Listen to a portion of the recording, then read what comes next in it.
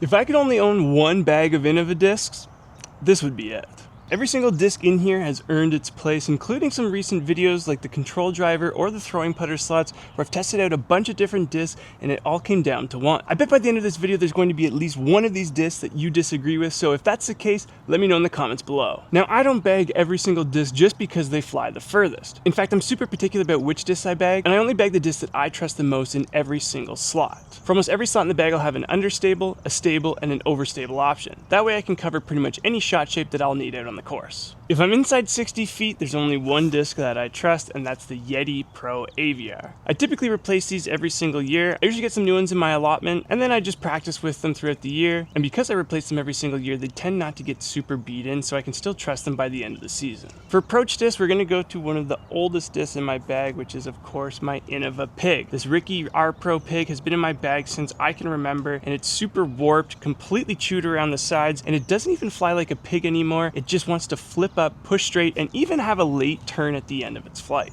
For that straight to slightly overstable throwing putter, you already know it, it's the Infinite Disc Tomb. In this Champion Color Glow metal flake plastic, it's more overstable than some of the other runs, and I love it for that. You can kind of put on a little baby flex, or you can trust it in almost any wind conditions. Once that wind picks up, or if I need to throw a forehand, then it's going to be my Star Pig. These Star Pigs are incredible. They're super flat top, and they hold that stability for a very long time, as opposed to those R Pro ones that seem to beat in, which is nice because then they get a lot of glide, but you can't trust them as much, so the Star Pig is absolute money. And guess which discs I throw the least? Yeah, it's my mid-ranges. They tend just not to get a lot of use because throwing putters are just so good nowadays that the mid-range is almost obsolete, but I still love reaching for them in specific scenarios. The AGL Disc Juniper is one of those incredible utility discs. It's pretty understable, has just enough bite at the end of its flight to fight out of it, but really this is a turnover machine or a roller if I really need one. My go-to mid-range is the Innova J. Now it looks and feels almost just like an MD3, which was my favorite mid-range before. This thing just wants to go dead straight, and it can handle a bunch of torque as well, so I tend to rely on this disc when I don't think I can reach it with a putter. My overstable mid-range is of course the Cayman, and it's a great disc to use on both backhands and forehands. And it's a good complement to my Star Pig because this can go just a little bit further and can handle a little bit more torque.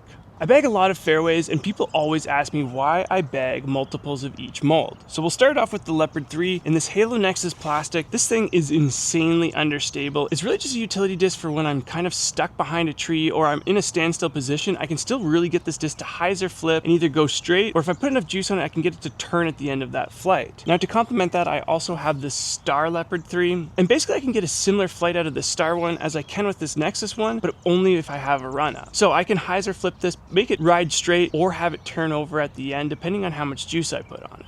Next up, we have probably my favorite fairway driver this season, and I've been relying on it quite a bit, and that is this Color Glow Champion T-Bird 3. Now my favorite version of this used to be the Anthony Barella Tour Series ones, and I think this is the exact same run because it flies just like them. It's perfect for just a little baby hyzer flip, but it won't turn over, and it definitely won't turn and burn on you. If anything, you might even get a little bit of finish at the end. You can trust this disc even in some headwinds. To complement it, I have this amazing Halo Star T-Bird 3, which is signed by the world champion Nico Forbes, a good buddy of mine, and that also makes this disc really special. The difference between these two discs is that this has zero flip at all. It just wants to go straight with a pretty good finish at the end, whereas this one has a little bit of flip and a nice forward straight finish. Next up is a disc that I think everyone should have, and that's a Halo Roadrunner. For me, this is another utility disc where I really just need it for those big tailwinds or those giant turnovers, but I've also been working it in and trying it out as a roller disc, but I'm still practicing that, but it's a great disc for that slot.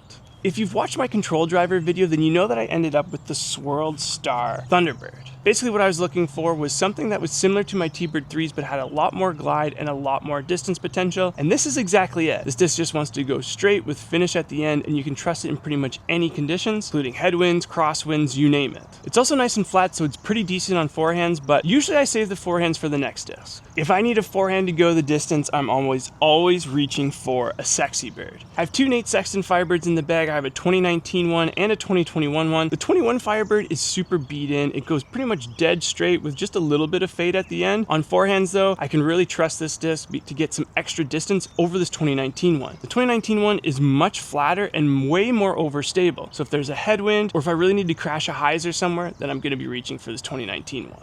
Next up, we have distance drivers, and if I'm being honest with you, I'm probably carrying too many, so if you think that I am, let me know in the comments below. I carry 2 molds in the distance driver slot, and the first one is, of course, the Wraith. I have 4 in the bag, and we'll start off with the most understable. Next to that GRIPeq, this Star Wraith is probably the oldest disc in my bag. I've had it forever. It's a lightweight disc. I think it's like 165 or 164. It's great for hyzer flips and big turnovers, great in tailwinds, and it's even a great long distance roller. Next in stability, we have this 12-time Climo Star Wraith. This is also a little bit lighter. It's 168, but it's perfect for just a little bit of headwind if I want some turnovers or if I just want a really straight disc.